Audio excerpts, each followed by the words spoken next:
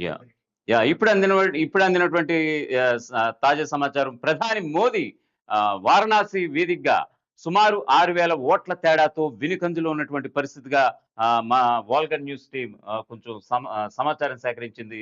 So, ఓవరాల్‌గా చెప్పాలంటే గనక ఆహ్, ఇటు ఇటు మరొక వైపు తెలంగాణలో విషయాలను చూసుకుంటే గనక ఎంఐఎం అభ్యర్థి హైదరాబాద్ వేదికగా అసదుద్దీన్‌కి అసలు తిరిగే లేదు. అటువంటి పరిస్థితుల్లో మాధవి లత బీజేపీ అభ్యర్థిగా పోటీ చే ఆమె ఆయనకు ప్రధాన ప్రత్యర్థిగా ఉన్నటువంటి పరిస్థితి. సో, ఈ క్రమంలో ఆయన చేత ఒక గుళ్ళో పూజారి చేత కూడా ఒక నమస్కారాలు, ఒక ఆశీర్వాదాలు తీయించుకున్నారు అని అంటే గనక ఖచ్చితంగా ఇది మాధవి లత గొప్పతనం అంటూ కూడా చాలా మంది కితాబునిచ్చారు ఆమెకి. సో, ఓవరాల్‌గా గెలుపోటములు ఖచ్చితంగా పక్కన పెడితే ఇప్పుడు ఆమె ముందంజలో ఉన్నారు. హైదరాబాద్ లోక్‌సభ అభ్యర్థిగా బీజేపీ అభ్యర్థిగా మాధవీలత ముందంజలో ఉన్నారు ప్రస్తుతం. ఈ స్ ఈ పరి ఈ క్షణానికైతే అక్కడ ఎంఐఎం అభ్యర్థి అసదుద్దీన్ వెనుకంజలో ఉన్నటువంటి పరిస్థితి. సో, ఓవరాల్‌గా చెప్పాలంటే గనుక ఖచ్చితంగా మరోవైపు కడప ఎంపీ స్థానం కూడా కాస్తో కూస్తో షర్మిల ముందంజలో ఉన్నటువంటి పరిస్థితి అయితే కనిపిస్తోంది.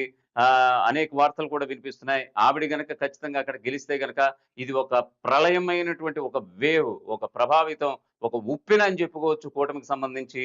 ఎందుకంటే ఆవిడ కాంగ్రెస్ నుంచి పోటీ చేసినా, ఆవిడ గెలిచినా కూడా ఖచ్చితంగా ప్రభుత్వ వ్యతిరేకత కావచ్చు, సీఎం జగన్ నిర్ణయాలు తీసుకోవడం విషయంలో కావచ్చు, వాటెవర్ అక్కడ స్థానికంగా ఉన్నటువంటి నేతల విషయంలో కావచ్చు, అనేకమైనటువంటి రిమార్కులు కావచ్చు, ప్రభుత్వం ఏదైతే నవరత్నాలను ప్రవేశపెట్టిందో, ఏదైతే జగన్మోహన్ రెడ్డి బటన్ నొక్కారో, ఆ బటన్ నొక్కిన డబ్బులు అందరికి వెళ్ళాయా లేదనేది చూసుకోలేకపోవడం అనేది ఒక ప్రధాన ఆరోపణగా వైఎస్ జగన్ ప్రభుత్వం మీద ప్రధానమైనటువంటి ముద్ర ఉన్నటువంటి నేపథ్యంలో ప్రస్తుతం ఈ రిజల్ట్స్ అనేవి సాక్షాత్కరించబడుతున్నాయనంటే గనక ఖచ్చితంగా అవుననే సందర్భం అయితే వినిపిస్తోంది.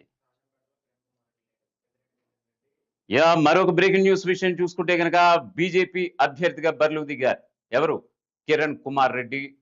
ఉమ్మడి ఆంధ్రప్రదేశ్‌లో వైఎస్ఆర్ మరణాంతరం ముఖ్యమంత్రి పదవిలో చేపట్టిన సీల్ కవర్ సీఎంగా ఆయనకి మంచి పేరుంది. సో, ఈ క్రమంలో మాజీ సీఎం కిరణ్ కుమార్ రెడ్డి, బీజేపీ నేత కిరణ్ కుమార్ రెడ్డి, రాజంపేట బీజేపీ ఎంపీ అభ్యర్థి కిరణ్ కుమార్ రెడ్డి ముందంజలో ఉన్నటువంటి పరిస్థితి. అక్కడ పెద్దిరెడ్డి మిథున్ రెడ్డికి అసలు అక్కడ తిరుగు లేదంటారు. ఆయనతో పాటు పొంగనూరు అంటే ఆయన తండ్రి అయినటువంటి పెద్దిరెడ్డి రామచంద్రారెడ్డి కూడా అక్కడ తిరగలేదంటారు. సో, పెద్దిరెడ్డి అనే ఒక కుటుంబం అనేది వైఎస్ఆర్‌సీపీకి ఒక మంచి పిల్లర్స్ లాంటి ఒక ఫ్యామిలీగా చెప్పుకుంటారు. ఎందుకంటే ఒక గొప్ప ఫైనాన్షియర్స్ వాళ్ళు ఖచ్చితంగా అనేక నియోజకవర్గాలను ప్రభావితం చేస్తారు. మనీ విషయంలో కావచ్చు, పోల్ మేనేజ్మెంట్ విషయంలో కావచ్చు, కనీసం 2, 3 జిల్లాలను ప్రభావితం చేసినటువంటి ఆ కుటుంబానికి సంబంధించి పెద్దిరెడ్డి మిథున్ రెడ్డి ప్రస్తుత పరిస్థితుల్లో రాజంపేట లోక్సభ స్థానం నుంచి వెనుకంజలో ఉన్నారా అంటే గనక ఖచ్చితంగా అవుననే విశ్లేషణలు, అవుననే సందర్భం అయితే ఇప్పుడు వినిపిస్తోంది. ఖచ్చితంగా ఒకవైపు పోస్టల్ బ్యాలెట్ కావచ్చు, మరోవైపు ఈవీఎంల కౌంటింగ్ విషయంలో కావచ్చు, ఖచ్చితంగా ఇప్పుడు బీజేపీ ఎంపీ అభ్యర్థిగా బరిలో ఉన్నటువంటి కిరణ్ కుమార్ రెడ్డి